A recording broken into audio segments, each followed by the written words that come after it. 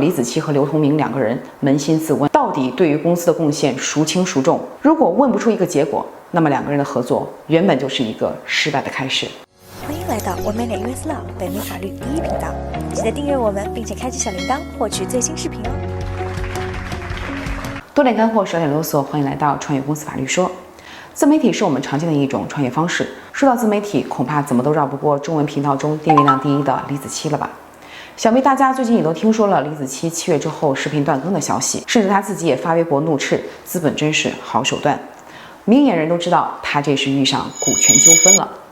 那么股权到底是一种怎样的东西，可以让一个乡间小妹一夜爆红，又可以让一个千万粉丝的大 V 突然之间一无所有？今天我们就来聊一聊李子柒的股权之争。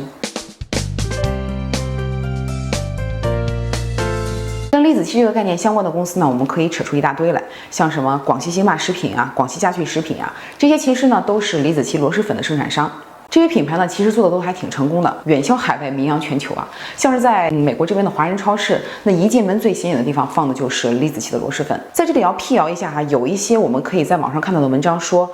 跟李子柒相关的这些品牌都是注册在这个杭州微念的这品牌之下的。但是其实呢，你如果去真正的看一下工商文件啊，就会发现四川子柒文化传播有限公司名下呢有244个注册商标，而杭州微念下面呢有414个注册商标，而且杭州微念投的还不仅仅是李子柒这一个，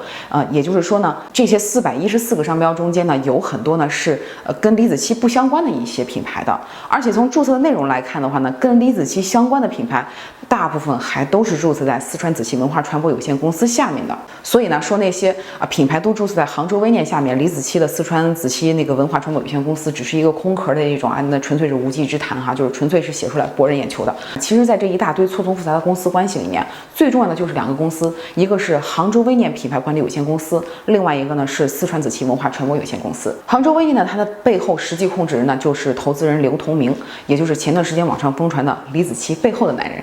我们来看一下这个简化之后的图表啊，这个杭州微念呢和李子柒各持有四川子柒文化传播有限公司51%和49%的股权。看到这儿呢，有人就看出名堂了。没错，这次李子柒出事儿啊，败就败在这个51-49的股权架构上。有的人呢会认为说这个49%太少了，因为四川子柒文化传播有限公司最重要的就是李子柒这个人嘛。那有的人呢又认为说是这个49%已经很多了，已经可以和杭州微念分庭抗礼了。那么今天呢，我们就从两个角度来分析一下这个49%到底是多了还是少了。首先呢，先说一种观点，就是认为49%太少了，因为这个四川子柒文化传播有限公司最重要的人就是李子柒。那么这个49%啊，它其实连个决策权都算不上，最多只能算一个一票否决权。的确呢，在中国的公司法下呢，有一个重大决策需要2/3表决通过的这么一个规定。那么也就是说，如果是说这些重大决策的话呢，仅仅是有杭州微念的投票是不够的。如果李子柒不同意，那仍然是通不过。所以呢，这里有一个一票否决权。可是呢，对于一些日常决策呢，这个杭州微念是自己一个人简单多数就可以拍板决定的，不需要经过李子柒的同意。所以呢，如果你认为李子柒是四川子柒文化传播有限公司最重要的人物，那么的确这个49%是有些太少了。持这种观点的朋友呢，我们也可以找出很多其他名人的例子，像是比如说迪丽热巴的上海问语文化传媒中心，那么在其中呢，迪丽热巴迪丽木拉提就是100%的持股。再给大家举个反例，就是前段时间出事的吴亦凡呢，他也是99.99%的持有了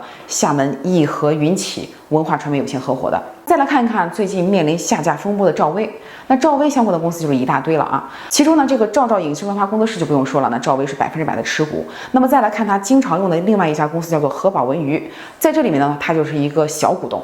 只有4.5%，其他的呢主要是投资人。大家应该也发现了，我今天举的很多例子呢，都是一些反面教材，都是最近出事的一些明星。在这儿我先卖一个关子，不告诉大家为什么啊。我们接下来再举一个反面教材，就是郑爽。那郑爽的这个个人品行咱们就不多说了啊，他这个股权架构再怎么好，那早晚一天出事哈，这不是咱今天的重点。那么今天呢，咱们就来说一说他的股权架构。从股权架构上看呢，他在这个方面还是非常有概念的。他自己名下的上海郑爽工作室自然是不用说了，是100%持股的。他和张恒呢一起开办的这个金股座呢，就是一个68%、32%的稳定结构。另外呢，这个金股座持股的金乖乖呢，也是一个72%的比例。那么下面呢，我们再来说另外一种观点，就是认为这个49%呢太多了。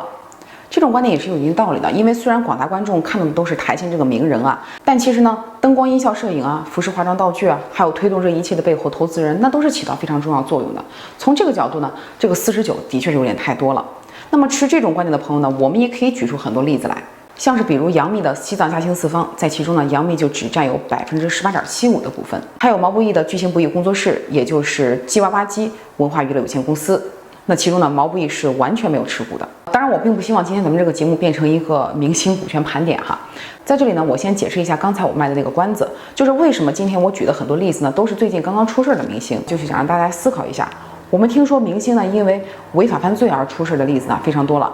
可是怎么就没听说过哪个人是因为股权斗争而失败的呢？对不对？或者呢，换个角度说，那些个人品行劣迹斑斑的艺人呢，因为股权架构稳定，照样混了这么多年。可是李子柒老老实实的田园牧歌，就因为一个失败的股权架构而导致后院起火，自毁前程，不是太可惜了吗？无论明星本人是一个绝对大股东，或者说明星本人呢是在公司里面的一个非常小的股东，这都是一种稳定的结构。当然，大家应该也发现，在从今天举的这些例子里面，出事的往往都是那些明星自己本人占大股东的。当然，今天这不是咱们的重点，我们在这里先暂时不说为什么啊，而是要说呢，公司一定是要有一个绝对大股东的，这样呢才能形成一种稳定的架构，不容易出现股权纠纷，不容易后院失火，自毁前程。无论是明星工作室还是咱们其他的创业公司，都是这样的道理。关于股权评分的危害呢，其实看过我的美国公司法20讲中第1讲的朋友应该也都知道了，股权评分是最差的一种股权架构。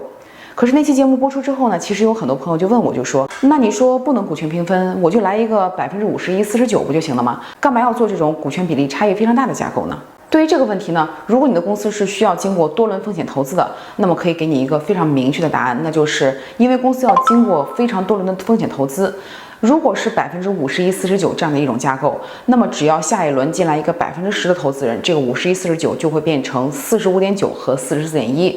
在这样的情况下，任何一个人说了都不算，那么就会导致10%的人倒向谁，谁就会占大头，从而导致10%的这个小股东实际成为公司控制人的局面。而对于李子柒的这个例子呢，其中投资人都投到杭州微年里面了，那么听起来似乎不会存在说是突然出来一个10%的小股东搅局的情况。但是在这样的情况下，51%49%仍然是一种非常失败的股权架构，因为能够形成这样的一种股权架构，就说明公司的2个人谁都不服谁，是权宜之计无奈之下才形成这样一种架构的。那么也就可想而知，在公司的日常运营过程中，总会有各种杂七杂八的事情，明争暗斗，2个人嘴上不说，心里却积怨已久。那么出现今天的一幕，就是迟早的事情了。有的人可能要说，同样是为公司殚精竭虑，谁愿意做那个比例小的股东呢？那么我就要告诉你，如果你们2个人之间无法达成一种谁主谁错的默契，那么你们2个人的合作就是一种错误的开始。如果硬要开始，那么开始的那天就是失败的倒计时。商业不是政治，政治讲究的是制衡，三权分立总比一人称霸要好。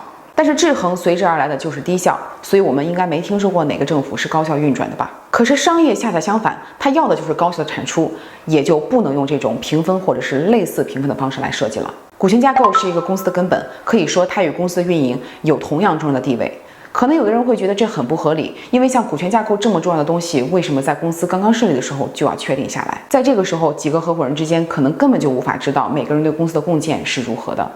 可是人生何尝不是如此？有很多非常重要的事情是我们在还没有准备好的时候就需要做出抉择的。先不说家庭出身这种我们完全无法决策的东西，像是大学的时候选专业，毕业之后找第一份工作，年轻的时候结婚找对象，这些决定了我们接下来人生几十年幸福的事情，都是要在我们刚刚步入社会的时候就要做出决策的，而且一旦做出，改变的成本就非常巨大。李子柒无疑是一个奇女子，她鲜衣怒马，仗剑天涯。她不说一句话，就把中华文化带到了世界各地，让外国友人看到了中华文化的美。可就在她还没有意识到的时候，她却被自己失败的股权架构一步一步地推向了深渊。所以呢，回到最初的问题，49%到底是多了还是少了？在这里我没有办法给出一个明确的答案，但是我可以确定的是，这个49%不是多了就是少了。这并不是一句废话，而是想跟大家说，这个49%无论上调还是下调，都是有可能改变现在这种失败的股权架构的局面的。但是49%和51%这样一种架构就是不行，就是一种有问题的股权架构。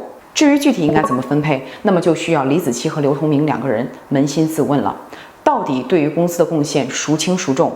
如果问不出一个结果，那么2个人的合作原本就是一个失败的开始。多点干货，少点啰嗦。这里是创业公司法律说，我们下期再见。如果今天的节目对你有帮助，那就帮我们订阅、点赞、分享吧。有任何问题也欢迎在评论区留言，你的法律问题我最关心。